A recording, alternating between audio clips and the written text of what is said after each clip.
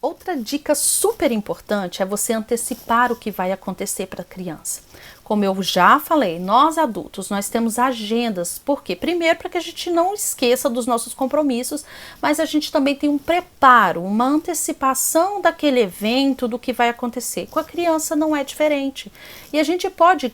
Claro, muitas crianças não vão utilizar a agenda, porque muitas nem escrevem ainda, mas nós podemos utilizar recursos como calendários, a gente pode marcar em calendários, utilizar legendas. Eu me lembro muito claramente que, por exemplo, quando eu ia ter um aniversário dentro da sala de aula, e principalmente quando eu tinha uma criança TEA em sala, eu utilizava legendas, fazia balões no aniversário que pudesse vir a acontecer.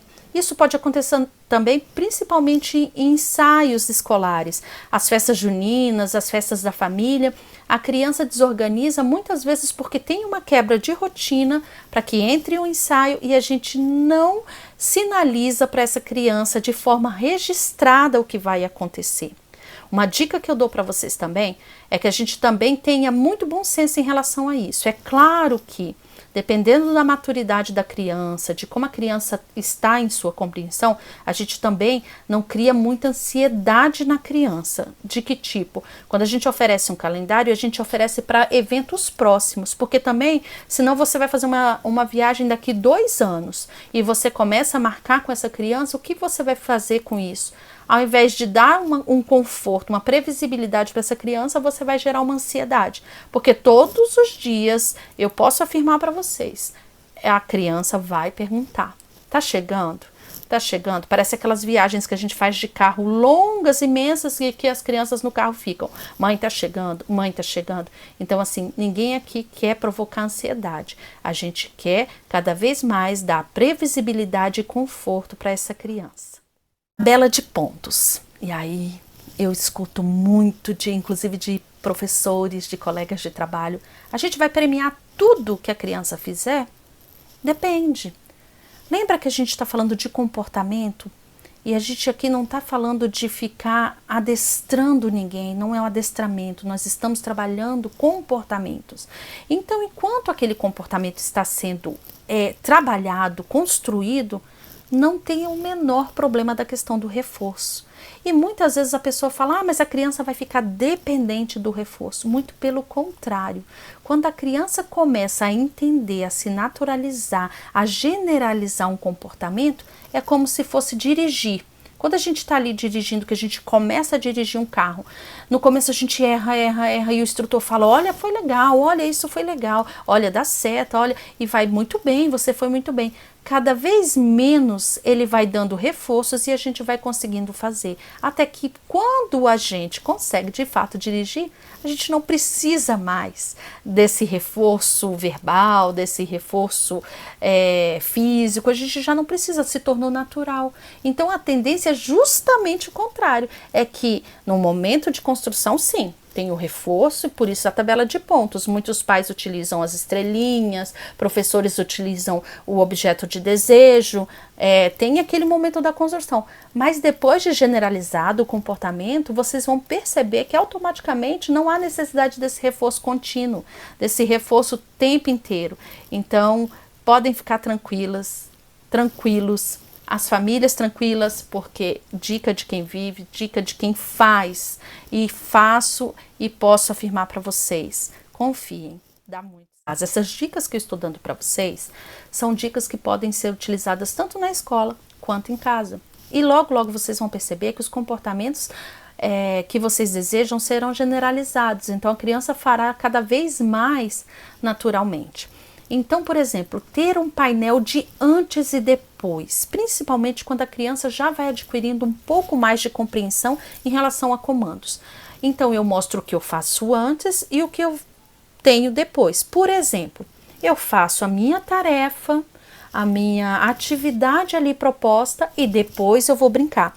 Eu utilizo fotos, lembra de novo eu lembrando aqui das pistas visuais, das fichas, que a gente utiliza na rotina. A gente não vai utilizar só para a rotina, a gente vai utilizar inclusive para os comportamentos que a gente deseja.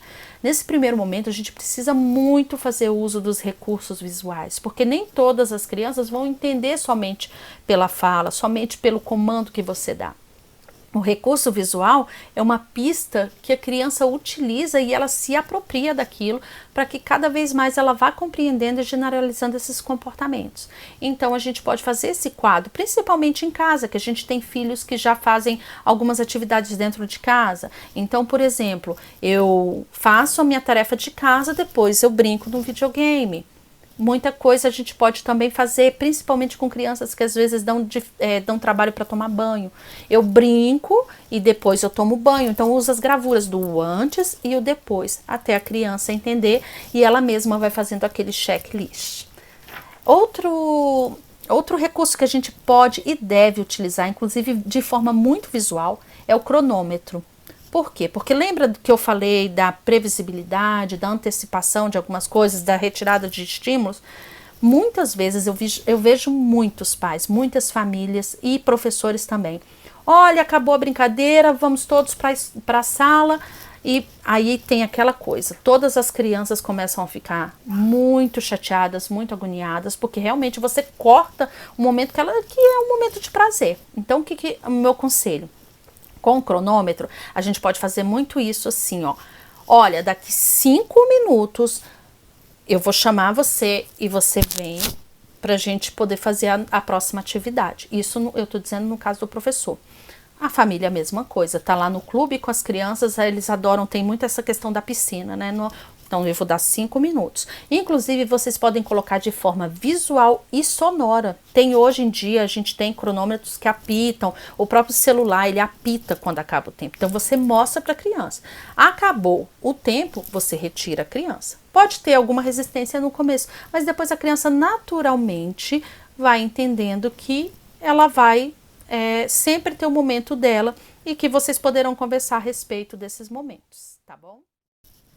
Então, pessoal, se de tudo, se depois dessas dicas que eu dei para vocês, vocês tentaram, fizeram, mas percebem que a criança ainda tem uma resistência muito grande, a criança ainda apresenta uma desordem, uma desorganização maior do que aquilo que a gente pode intervir, que o professor pode intervir, que a família pode intervir, que o terapeuta pode intervir, vocês estão percebendo que a desorganização é um pouco maior? A minha dica é que um profissional seja consultado. E aí você precisa, assim como família, assim como professor, na escola nós podemos indicar para os profissionais ali da equipe que orienta, da equipe de orientadores, equipe psicopedagógica, para a equipe gestora, e em casa também os pais já podem consultar desde o pediatra até o neuropediatra, até a questão de psicólogos, porque aí eles vão entrar de forma mais técnica para verificar se não é algo que está sendo ocasionado por mais ações e reações que a criança esteja sendo colocada. Então, é uma dica que eu deixo para vocês. Como eu disse, eu gosto sempre de falar. São dicas de quem vive, dicas de professora, de sala de aula. Estou atuando e pretendo ajudar com a minha experiência, tá bom? Se vocês gostaram, eu peço que vocês deixem um like aqui, se inscrevam no canal, compartilhem, falem desse vídeo para outras pessoas, vamos fazer essa mensagem chegar a quem precisa dela, tá bom? Me segue também no Instagram, @aprender a conhecer, e eu espero vocês no próximo vídeo. Tchau, tchau!